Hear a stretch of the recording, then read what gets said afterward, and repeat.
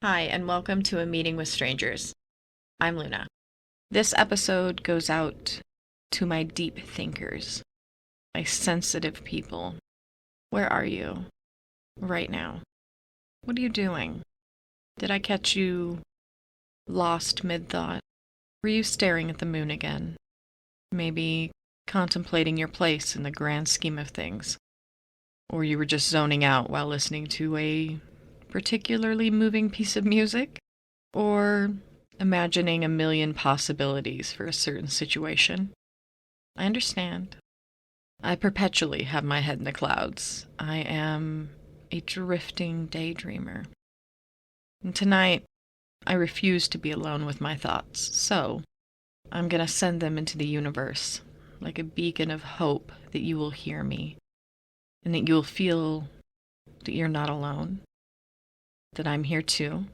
No matter what you've been told or feel, thinking and feeling deeply is not a defect.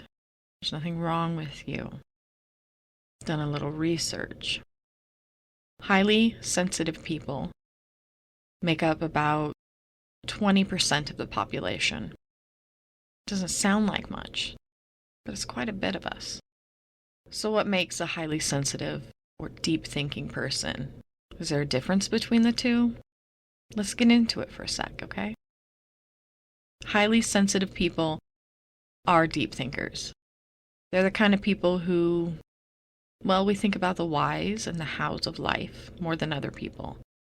We often ponder over questions that other people might overlook, and we have a deeper understanding for the world around us, for each other.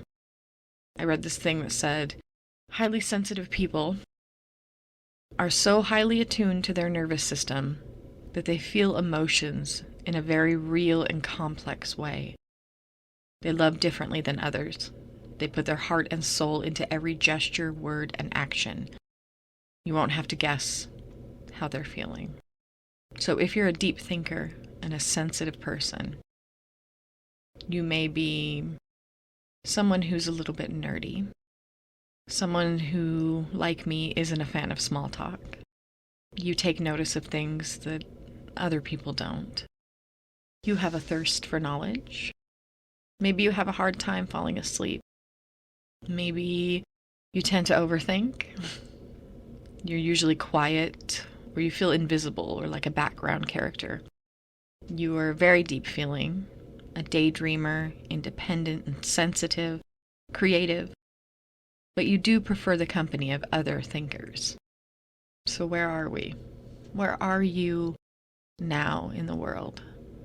What are you thinking about? What are you mulling over in that head of yours?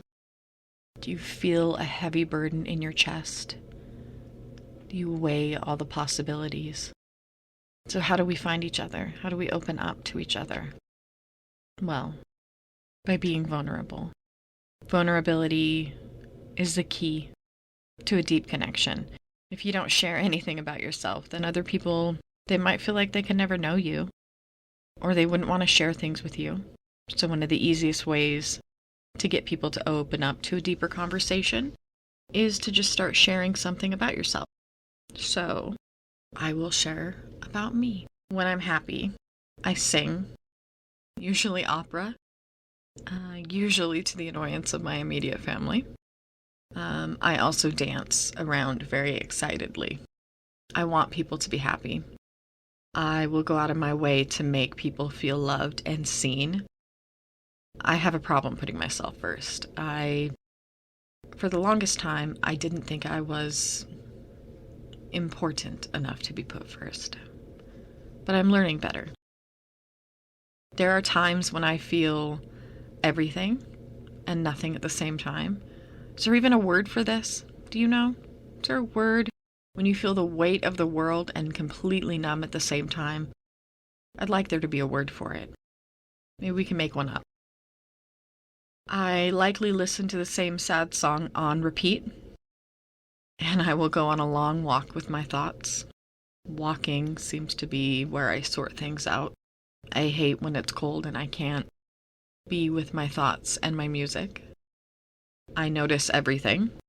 I notice sounds and textures and slight change in someone's voice. Sometimes I wish I didn't notice everything. Sometimes I wish I didn't feel everything. But I suppose we all handle this crazy world differently. When I was younger, I lived and I grew in a world that was entirely my own. I was an only child for 11 years and 2 days before my brother was born. And I spent a lot of time talking to the trees and laying in the grass alone with my stories and my made-up world, picking flowers and playing with the fairies. It sounds very silly to say out loud, but that's a little bit of who I am. Life has a way of coming full circle when it comes to some things, I think. So what else? What else do you think about? If it's 3 a.m. in your room and you can't sleep, what are you thinking about? What are you searching for? What sort of growth pulls you right now? I think if we talk about these things, maybe we'll connect better. Maybe we'll understand each other better. Because I like to think that everybody can be a sensitive, deep-thinking person. Just that maybe some people aren't open to it as easily as others are. And I didn't used to be. I think especially recently, got to a point where I realized that life is a little too short to be worrying about what other people think. And that sounds entirely cliche, and I know it does, and I'm sorry, but it's true. You should concentrate on your own happiness, not what other people think of you. You shouldn't have to worry about being judged by other people. And I know that's hard because we live in a world where people love to judge other people based on who they love and who they are and where they're from and what language they speak. And I want us to be closer. I want us to talk and feel. I want to sit under the night sky and stare up at oblivion and realize I am the universe experiencing myself with you. And while I have you, just one more thing. Please don't think ever for a minute that you are too much, too sensitive, too deep thinking, too emotional, too much of anything. Because you're not. You matter. You are enough. And you're hopeful. So when you don't get the affection or the love you're looking for, I know that it breaks you. And you shut off from the world because you need to heal. Even if it wasn't serious. I know. Let's keep pushing forward, darlings. Keep dreaming, imagining, and hoping. You deserve every bit of happiness and love and safety. I want you to remember something. And it's true. I want you to remember that even in the coldest of winter, Niagara Falls never freezes. Don't give up. I'm here for you. Thanks for joining me today. I hope you had a good time listening in. If you like what you heard here, don't forget to check out our Discord, a community for strangers, in the description below. Your support means a lot. Until next time, take care and don't be a stranger.